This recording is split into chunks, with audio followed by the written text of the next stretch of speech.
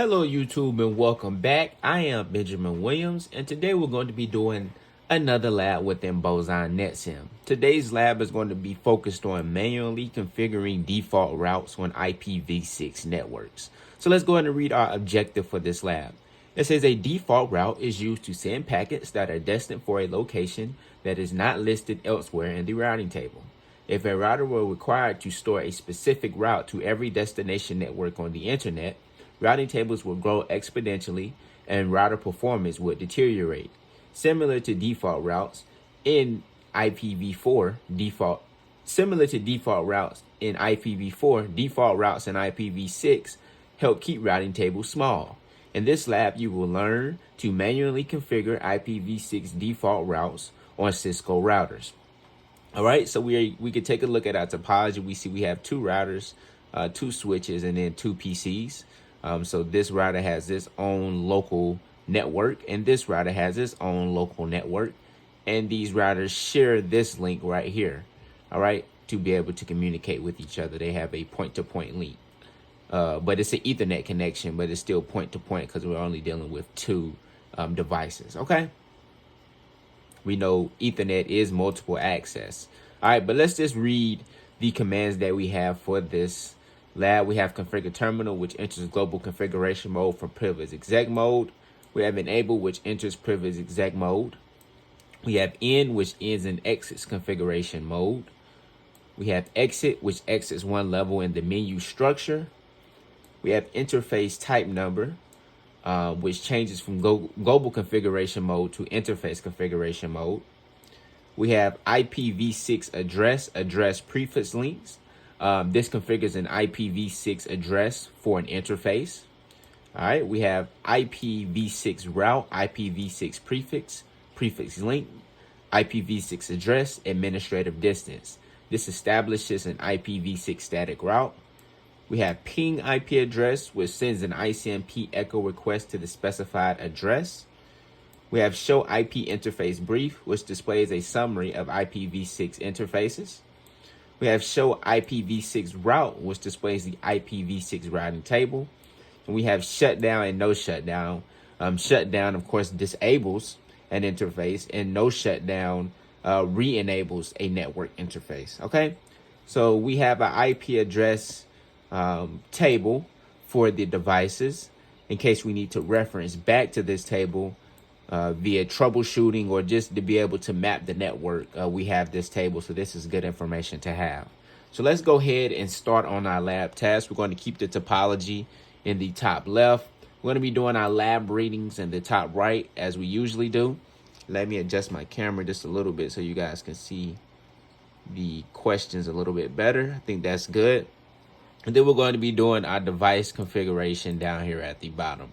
So let's go ahead and read our first task. It says task 1, manually configure IPv6 addresses on router interfaces. It says in this task, you will manually configure IPv6 addresses on router 1 and router 2. Number 1 says on router 1, display a summary of IPv6 interfaces. Which interface is not configured with an IPv6 address? So we're starting on router 1. So, all right, we're right here on router 1. Let's do an enable.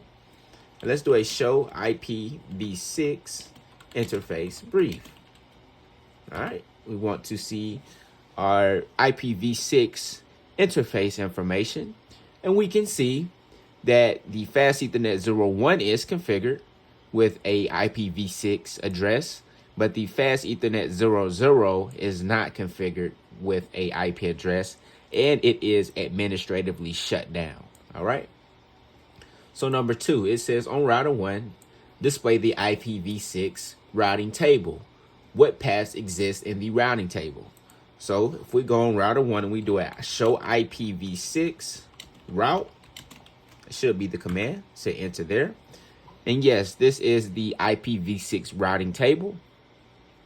We can see that we have a directly connected route, and that looks to be this interface down here on router 1, the fast Ethernet 00, and then it looks like the fast Ethernet, the fast Ethernet 01, and then the fast Ethernet, we have two local routes as well. All right.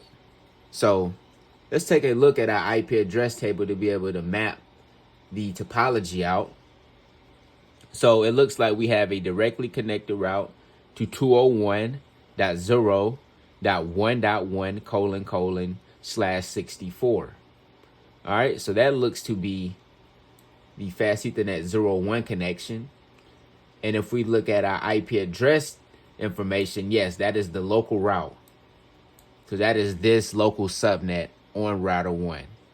All right, that is the connected route right here. And then, like I said, we have 2 local routes. Okay, so let's get back to our questions. On number 3, it says on router 1, assign the 201:0:1:2:1/64 IPv6 address to the fast Ethernet 00 interface. After you configure the IPv6 address, enable the interface. All right, so on router 1, let's do a configure terminal. Configure terminal. All right, and we want to go into interface configuration mode for fast Ethernet 00, because that's the interface we're configuring this IP address on. Let's do IPv6 address, and we want to give it an address of 2001, I should say, 0.1.2:1 and a /64 prefix length. All right, and let's say enter there, and let's do no shutdown to enable the interface. All right, so on number 4 now, it says on router 2, display a summary of IPv6 interfaces. Which interface is not configured with an IPv6 address? All right, and we can see that we enabled the interface, but it went back into the down state. And that is because most likely the interface on router 2 does not have a IPv6 address configured. So let's check. That is our next step. So let's go enable on router 2. Let's do a show IPv6 interface brief. Okay, and we can see also it has a similar config that R1 had. The fast Ethernet 01 interface has an IPv6 address, but the fast Ethernet 00 interface does not have an IP address, and it is administratively shut down. So on number 5, it says on router 2, assign the 2001:0:1:2:2/64 IPv6 address to the fast Ethernet 00 interface. After you configure the IPv6 address, enable the interface. All right, so now on router 2, let's do a configure terminal. Let's go into interface configuration mode for the fast Ethernet 00. And let's do an IPv6 address of 2001. I keep doing that. :0:1:2:2/64. All right. And let's do a enter there, and let's do a no shutdown to enable the interface. On number 6, it says on router 1, attempt to ping router 2's fast Ethernet 00 interface, which has an IP address of 201:0:1:2:2. Does the ping succeed? Why or why not? So that ping should succeed because we just configured those networks between both of these devices. So if I go to router 1 and I try to ping the fast Ethernet 00 interface on router 2, it should work. Let's do an end. Let's do a ping to 201:0:1:2:2. And yes, we are able to ping router 2. We see that we got 5 exclamation points. So number 7, it says from router 1, attempt to ping router 2's fast Ethernet 01's interface. And that is this local subnet on router 2. All right. So it says, will the ping fail? And it will fail.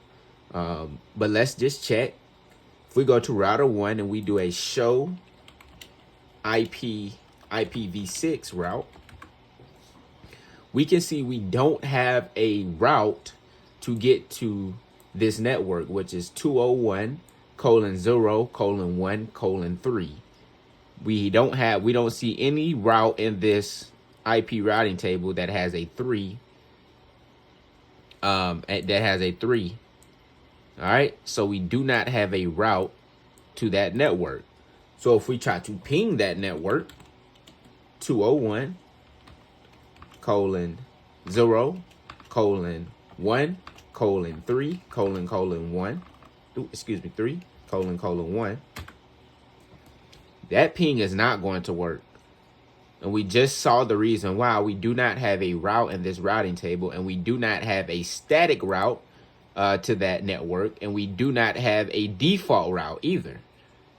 So we need to do either a default route or we need to do a static route, all right, to be able to get to this network. Or we can use a dynamic routing protocol as well. It's really up to how we want to configure our network. All right, so task 2. It says manually configure IPv6 default routes on Cisco routers. So it says in this task, you will manually configure IPv6 default routes on router 1 and router 2. So we're going to do default routes on these routers, and probably what that's going to do is going to allow us to get to the other router's local subnet. It'll give us a route in our routing table. All right. So number 1, it says on router 1, display the IPv6 routing table. Are any static routes configured on the router? And we have the routing table up right here. We ran this command earlier for a previous example, but we can see we have 2 connected routes and we have 3 local routes, but we do not have any static routes. We do not see any S's within our routing table, so we know that we do not have any static routes. So number 2, it says on router 1, manually configure a default route through the next hop IPv6 address on router 2. Use the default administrative distance. All right, so on router 1, let's do a configure terminal, and let's do a IPv6 route, and we want to do a /:0, or is it a ::/0? Yes, :/0. Had that mixed up. Don't usually do default routes in IPv6, but it's always good to get a refresher on these commands. So IPv6 route ::/0, and we want to give the IP address of 201012:2. All right, and we want to use the default administrative distance. So let's just say enter there. All right.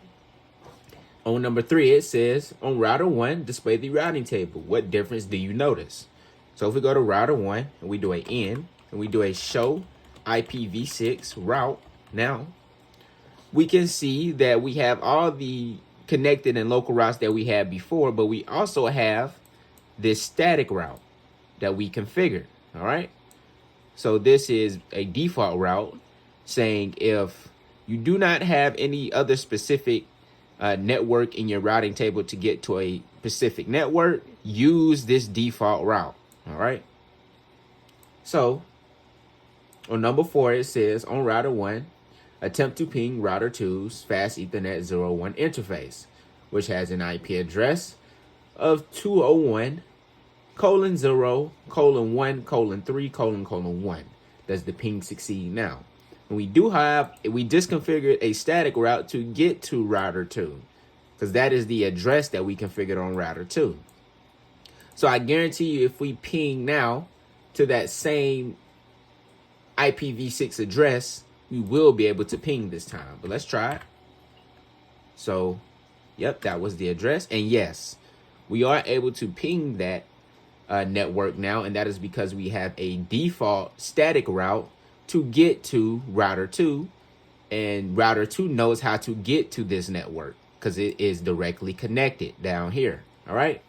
So number 5, it says on router 2, display the IPv6 routing table. Are any static routes configured on the router? So let's go to router 2. Let's do a N and let's do a show IPv6 route. Oops, I put router, just route. that'll work better, and it will. All right. So are there any static routes? We can see we have 2 connected routes. We have 3 local routes, but we do not have a static route. We do not see a S in this routing table. Okay. So number 6, it says on router 2, manually configure a default route through the next top IPv6 address on router 1, which has an IP address of 2001:0:1:2:1. Use the default administrative distance. So we're going to do the same thing over here on router 2. Let's do a configure terminal. Let's do an IPv6 route. And we want to do a default route. So we want to do a :/0 again. And we want to specify the next hop address of 2001:1:2:1. And we want to use the default administrative distance. We could specify right here. You see, that's an option. Or we can just hit enter, and we're going to hit enter. All right, because we want to use the default administrative distance. All right. So on number 7, it says on router 2, display the IPv6 routing table. Does the table contain an IPv6 default route? Well, let's check. Let's do a in, and let's do a show IPv6 route. And we can see we do have a static route in this routing table. So on number 8, it says on router 2, attempt to ping router 1's fast Ethernet 01 interface. And it gives the IP address. It says the ping should succeed. So let's try it. Let's try to ping the fast Ethernet 01 interface on router 1 from router 2. Let's do a ping to 201:0:1:1:1. And that is this interface, the local interface on router 1. So let's see if we can ping that from router 2. Originally, we wouldn't have been able to, but since we configured this static route to reach router 1, we should be able to ping that. And we are able to ping that interface on router 1. So this looks to be the end of this IPv6 default route video. So let's hit grade, and hopefully we did everything correctly. And we did. So I appreciate you guys for watching this video, and I will see you in the next one.